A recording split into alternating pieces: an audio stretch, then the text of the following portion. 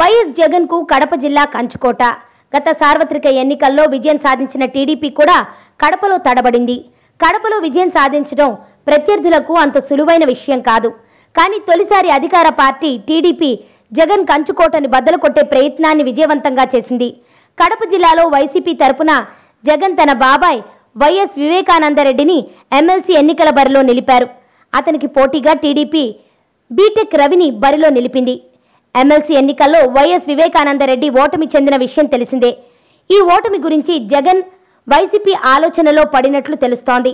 లోపాలను సరిదిద్దుకోకపోతే 2019 ఎన్నికల్లో సొంత జిల్లాలోనే గడ్డు పరిస్థితి ఎదురు కావచ్చని జగన్ ఆందోళన చెందుతున్నారట. కడపలో ఎమ్మెల్సీ ఎన్నికని జగన్ ఎలా తీసుకున్నారో కానీ టీడీపీ అధినేత చంద్రబాబు మాత్రం సీరియస్ గా తీసుకున్నారట. ఎట్టి పరిస్థితుల్లోనూ కడపలో విజయం సాధించాలని కడప టీడీపీ శ్రేణులకు సూచించారట. టీడీపీ అధికారాన్ని అడ్డం పెట్టుకుని విజయం సాధించిందని, నైతికంగా విజయం మనదే అని నిరాశలో ఉన్న వైసీపీ శ్రేణులకు జగన్ ధైర్యాన్ని నూరిపోస్తున్నారట.